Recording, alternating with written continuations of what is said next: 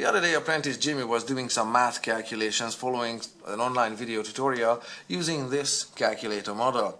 It was working wonderfully well for him until about halfway through the video, Jimmy decided to switch this calculator out and replace it with a different calculator model, this one. At which point it was immediately noted that none of the calculations worked whatsoever using this calculator as the calculations were laid out in that video tutorial. So Jimmy was lost in no time and asked me in a grief-stricken voice, "This calculator is giving me an error message every single time, and I might add a mild heart attack. So what am I doing wrong?" Well, in short, everything.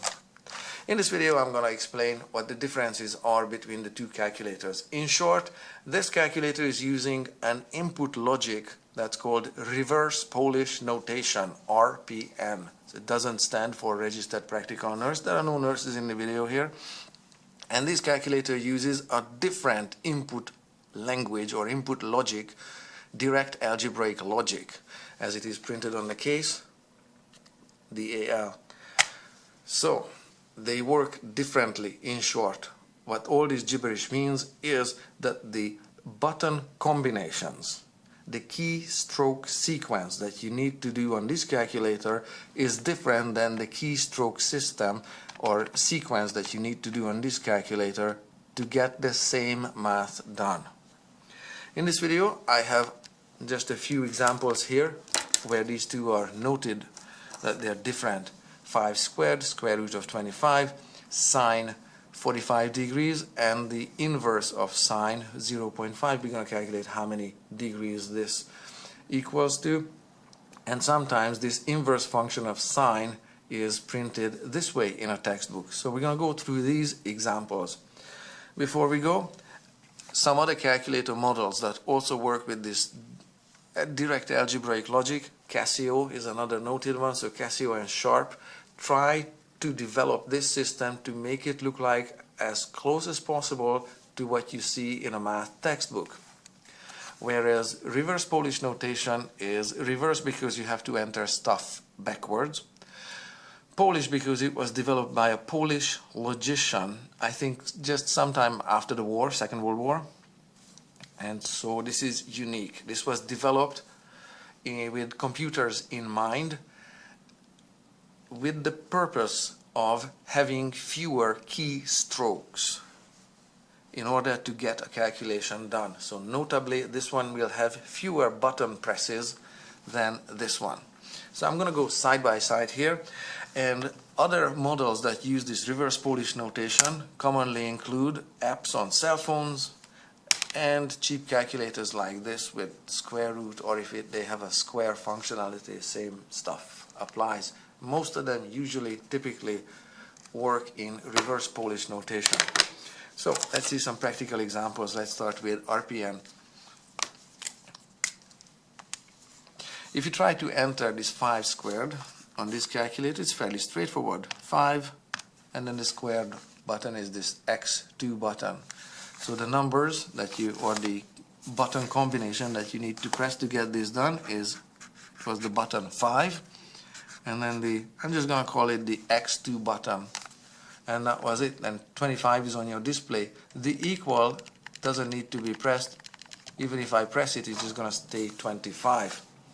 So that's it for the reverse Polish notation, just 2 buttons to press.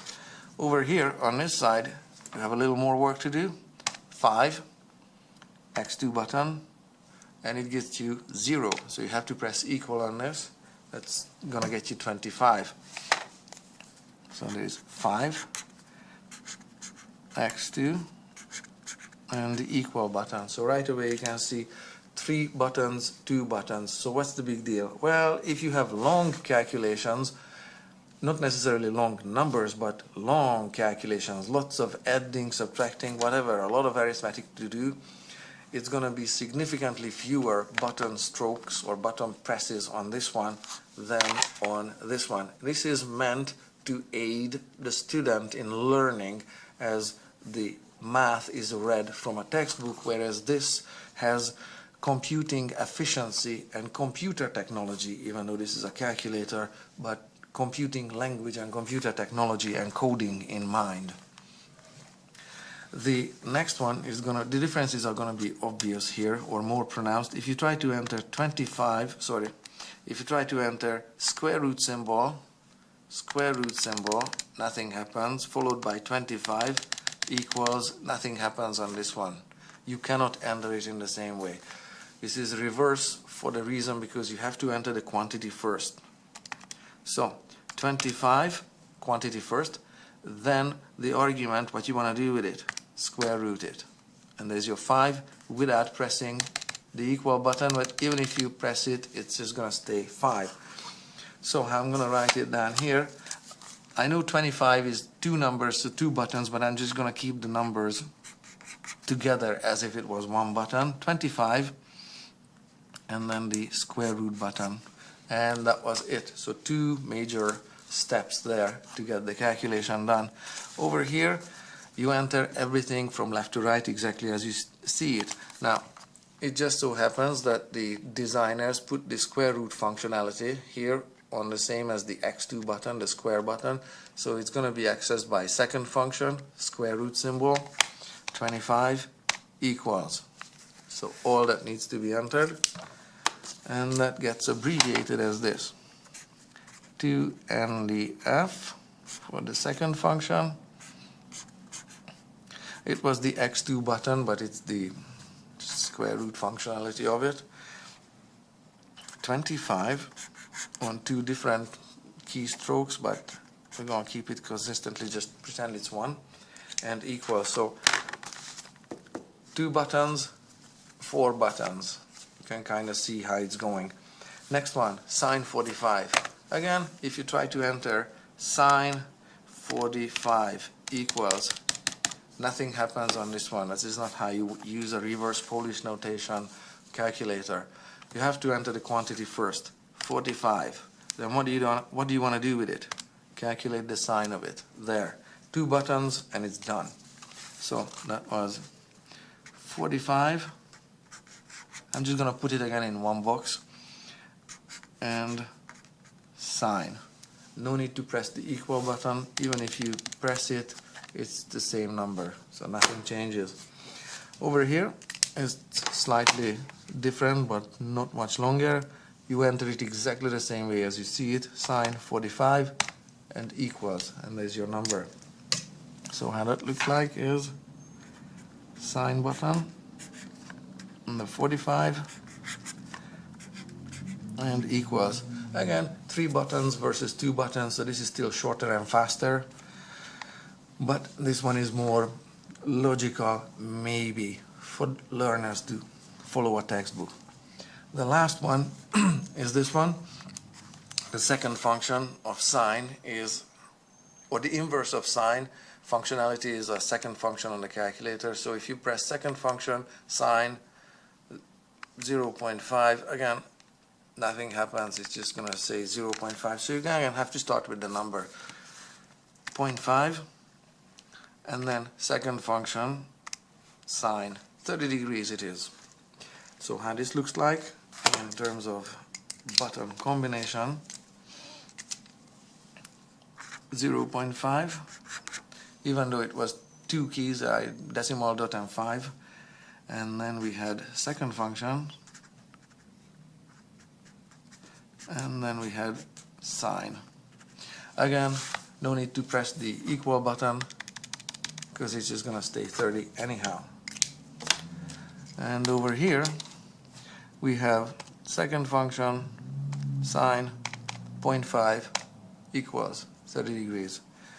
So exactly as it is printed in a book, almost exactly. Okay, second function needs to be pressed, of course, and that's not in the book that you need to press that button. That's kind of unique to the calculator, because this or this word is your cue that you have to use second function buttons for both of these calculators.